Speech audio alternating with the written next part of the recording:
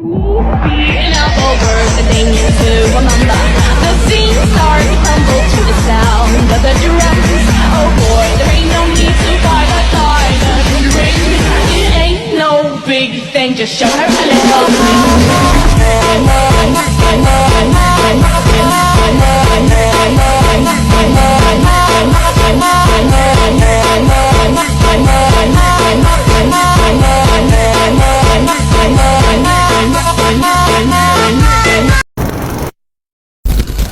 Assalamualaikum warahmatullahi wabarakatuh. Perkenalkan, nama saya Panera Saputra, NPM 2470021111004 dari kelompok 2, sesi 2, mata kuliah praktek pengukuran besaran elektrik, dan di mana saya akan menjelaskan tentang pengukuran pentanahan atau grounding. Nah, di sini saya akan menjelaskan tujuan praktikum dari pengukuran pentanahan tersebut. Di sini terdapat tujuan praktikum, yaitu dapat mengetahui besarnya tahanan pentanahan pada suatu tempat. Terus dapat memahami prosedur penggunaan alat ukur earth tester atau earth clamp. Dan yang terakhir, dapat mengoperasikan alat pengukur tahanan tanah serta mengetahui prinsip kerja ground earth tester atau earth clamp. Jadi untuk dasar teori dari pengukuran pentanahan tersebut adalah merupakan suatu mekanisme di mana daya listrik dihubungkan langsung dengan tanah bumi. Pentanahan merupakan bagian dari sistem proteksi. Tujuan utama dari adanya pentanahan adalah menciptakan jalur yang low impedance atau tahanan rendah terhadap permukaan bumi untuk gelombang listrik dan transient voltage. Adapun pengaman pada badan peralatan dan instalasi dengan bumi atau tanah sehingga manusia terhindar dari sengatan listrik, serta mengamankan komponen-komponen instalasi dari bahaya, tegangan, atau arus abnormal. Terus, keamanan dan keandalan wajib dibutuhkan dalam melakukan rancang bangun instalasi sistem tenaga listrik pada suatu bangunan guna melindungi dan mengurangi dampak kerusakan akibat sambaran petir. Perlindungan alat listrik akibat gangguan dari mulai pembangkit listrik, transmisi dan distribusi listrik diwajibkan menggunakan sistem pentanahan atau grounding. Ketika terjadi gangguan listrik, maka akan menyebabkan kerusakan seperti alat-alat elektronik, alat listrik yang lainnya, dan dapat menyebabkan korsleting listrik, serta bisa membahayakan manusia juga. Untuk memperoleh nilai tahanan jenis tanah yang akurat, diperlukan pengukuran secara langsung pada lokasi jika diperlukan di lapangan harus disiapkan hubungan atau koneksi yang mudah dilepas untuk dapat diadakan pengukuran pada tiap-tiap elektroda. Serta sistem pentanahan untuk konsumsi listrik perumahan memang jarang digunakan, namun untuk gedung-gedung dengan asumsi yang dengan konsumsi listrik yang besar, harus wajib ada nilai pentanahan yang sesuai persyaratan instalasi listrik 2011, yaitu 0 sampai dengan 5 ohm. Suatu bangunan untuk menghindari bahayanya dari sambaran petir membutuhkan nilai resistansi grounding yang di bawah 5 ohm. Sedangkan untuk grounding peralatan elektronik membutuhkan nilai di bawah 3 ohm.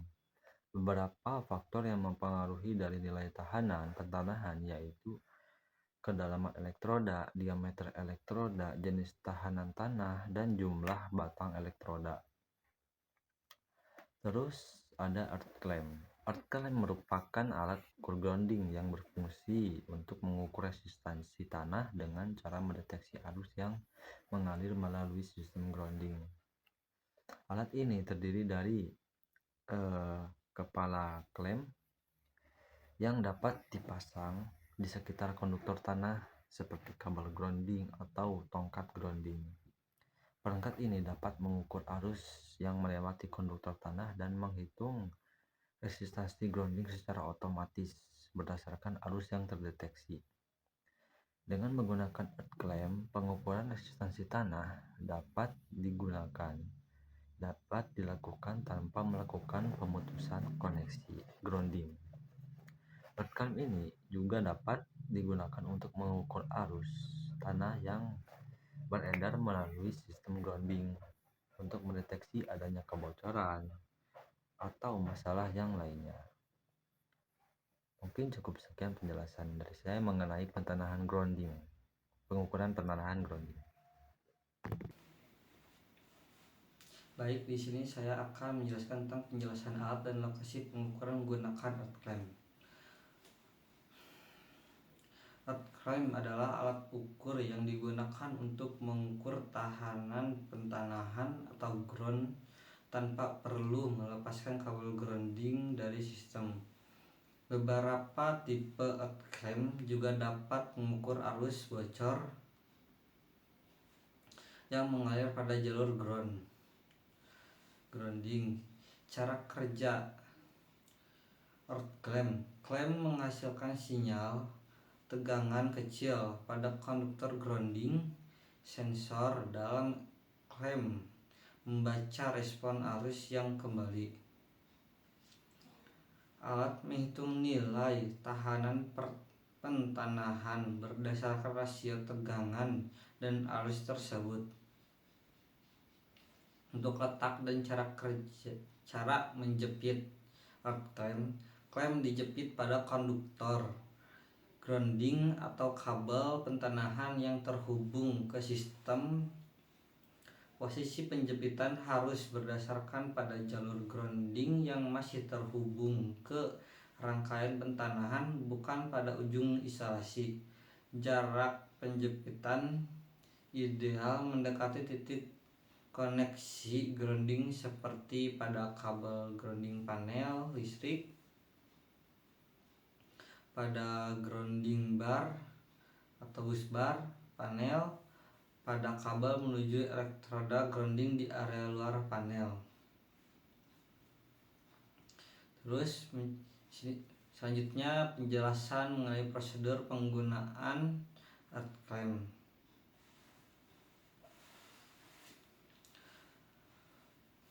Pertama, pemeriksaan awal. Pastikan area panel aman dan tidak ada bagian yang terbuka bertegangan. 2. Periksa kondisi fisik kabel grounding. 3. Pastikan clamp bersih dan rahang penjepit dapat menutup sempurna. 4. Pastikan mode pengukuran untuk tahanan grounding, miliampere atau ampere untuk arus bocor. Terus langkah penggunaan. Yang pertama, nyalakan alat dan lakukan zeroing atau kalibrasi jika diperlukan. Jepit rahang clamp pada kabel grounding yang diuji. 3. Pastikan clamp terkunci rapat agar pengukuran tidak error. 4. Tunggu beberapa detik hingga nilai pada layar stabil. 5. Catat nilai tahanan pentanahan. Terus pembacaan dan interferensi data. Nilai tahanan grounding. Semakin kecil nilai tahanan, kualitas grounding semakin baik. Standar untuk instalasi 1 ohm sangat baik, 1-5 ohm baik dan aman. 5. Perlu dievaluasi dan perbaikan sistem pentanahan. Jika arus bocor, leg kecil 30 ohm masih aman, leg besar induksi isolasi kabel menurun, peralatan mengalami gangguan.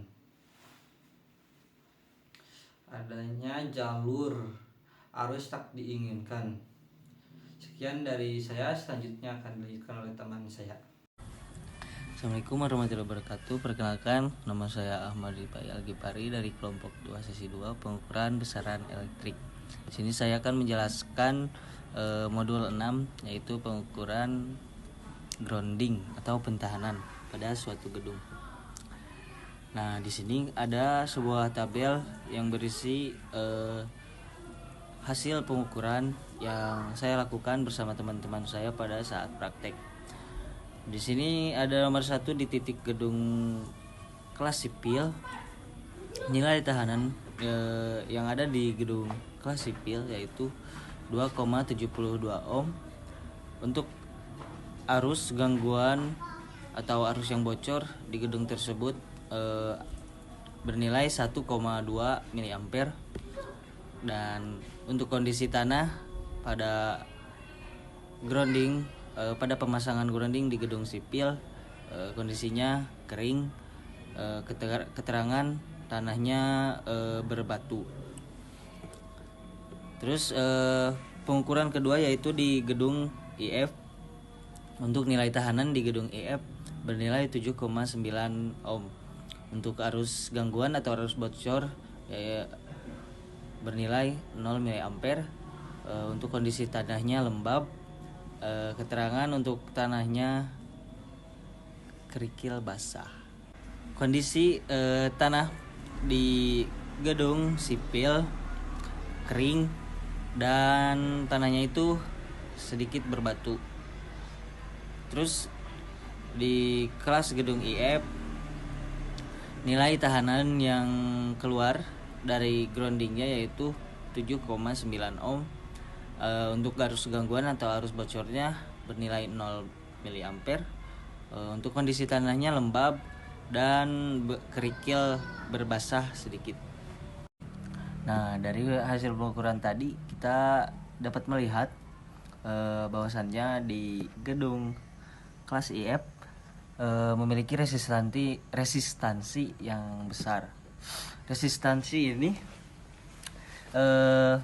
bisa menyebabkan penurunan tegangan signifikan pada ujung beban yang dapat membuat peralatan tidak bekerja optimal, motor kehilangan torsi atau lampu meredup. Terus jika resistansinya besar juga dapat menyebabkan rugi-rugi daya meningkat. Nah, ini juga akan menyebabkan rugi-rugi daya yang meningkat. Arus yang mengalir melalui resistansi tinggi menghasilkan panas berlebih. Ini membuat instalasi tidak efisien dan meningkatkan biaya energi. Terus dapat menyebabkan juga overheating kabel dan panel. Terus penurunan kualitas daya dan proteksi bisa tidak bekerja akurat. Selain itu, jenis tanah juga dapat menentukan besar resistansi. Contohnya, setiap tanah juga memiliki kemampuan hantar listrik yang berbeda-beda. Contohnya, tanah lembab atau basah resistansinya rendah. Tapi untuk grounding itu lebih baik. Tanah kering atau berbatu resistansinya tinggi, untuk grounding buruk. Tanah berpasir resistansi sangat tinggi. Untuk tanah liat sendiri sangat baik karena menahan kelembapan. Intinya semakin lembab dan semakin padat struktur tanah, semakin kecil nilai resistansi. Jika kita lihat dari PUIL sendiri, jika kita bandingkan dengan pengukuran yang kita dapat, untuk di PUIL sendiri sesuai pentahanan yang sesuai persyaratan umum instalasi listrik yaitu 0 sampai dengan 5 ohm. Suatu bangunan untuk menghindari bahaya sambaran petir membutuhkan resistansi grounding kurang dari 5 ohm, sedangkan untuk grounding peralatan elektronik membutuhkan nilai kurang dari 3 ohm. Nah, jika dilihat dari sini bahwasannya di gedung informatika untuk pentahanannya sendiri atau grounding sangat butuh untuk diperbaiki. Mungkin sekian dari penjelasan dari saya. Terima kasih. Mohon maaf bila banyak kesalahan atau salah kata. Selanjutnya dilanjutkan oleh teman saya. Baik, di sini saya akan menjawab beberapa pertanyaan yang ada di modul dan juga akan menyampaikan kesimpulan dari praktikum pentanahan atau grounding. Nah, untuk pertanyaan yang pertama yaitu gedung mana yang memiliki resistansi pembumian yang paling kecil. Nah, dari data yang kami dapat, gedung yang memiliki resistansi paling kecil yaitu adalah di gedung teknik sipil dengan nilai si resistensinya adalah 2,72 ohm. Nah, untuk pertanyaan kedua yaitu adalah gedung mana yang memiliki resistansi pembumian yang besar. Nah, yang dari data yang kami dapat, gedung yang memiliki resistensinya besar adalah dari gedung kelas informatika dengan nilai resistensinya yaitu 7,9 ohm. Lumayan besar sekali untuk nilai resistansi untuk grounding. Nah, yang ketiga, membandingkan percobaan yang telah kami buat serta apa yang menyebabkan resistansi pembumian itu besar atau kecilnya. Nah, dari data yang kami dapat bahwasanya dari gedung teknik sipil itu memiliki resistensi kecil dengan nilai 2,72 ohm, sehingga dari data tersebut bisa kita dapat bahwa si arus itu dapat mengalir dengan baik gitu apabila resistensinya kecil, mengalir dengan baik ke dalam tanah ketika ada arus yang bocor.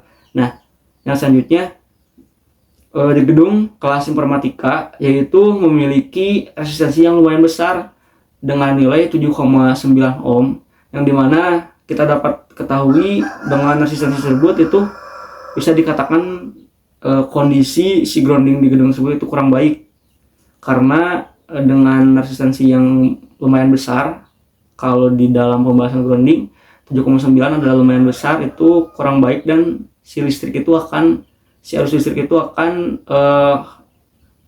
susah untuk mengalir ke tanah gitu. Nah, apa saja yang mempengaruhi nilai resistensi di tiap gedung tersebut adalah yang pertama ada jenis tanah, yang kedua ada kelembapan tanah, yang ketiga ada kepadatan tanah, yang keempat ada si elektroda dengan tanahnya, yang kelima ada kandungan mineral yang ada di dalam tanah tersebut. Nah, jadi kesimpulan yang kami dapat dari hasil praktikum tersebut bahwasanya resistansi dari grounding atau pentanahan dari setiap gedung itu memiliki nilai yang berbeda-beda, yang dimana di gedung teknik sipil yaitu sesuai menurut PUIL di bawah 5 ohm yaitu 2,72 ohm, dan untuk di gedung kelas informatika itu sebesar 7,9 ohm, yang dimana memang bisa disebut kurang baik bila dalam sistem grounding. Nah, dan nilai tersebut itu dipengaruhi oleh beberapa faktor, yaitu faktor si kondisi tanahnya dan juga bagaimana kita pada saat melakukan pengukurannya. Nah, untuk saran kami harap untuk pihak kampus sendiri itu aware dengan kondisi grounding yang ada di gedung kelas informatika, yang dimana menurut PUIL sendiri untuk standar nilai resistansi grounding yaitu dalam sistem instalasi adalah 0 sampai 5 ohm. Nah, di gedung kelas IF sendiri itu ada 7,9 ohm, yang dimana tidak sesuai standar, seperti yang dapat membahayakan pengguna si gedung tersebut apabila terjadi suatu adanya masalah seperti itu. Terima kasih, sekian dari kelompok kami. Mohon maaf apabila banyak kesalahan atau kurangnya dalam penyampaian. Sekali lagi terima kasih. Wassalamualaikum warahmatullahi wabarakatuh. Thank you, everyone! Thank you, Elmar! Boom!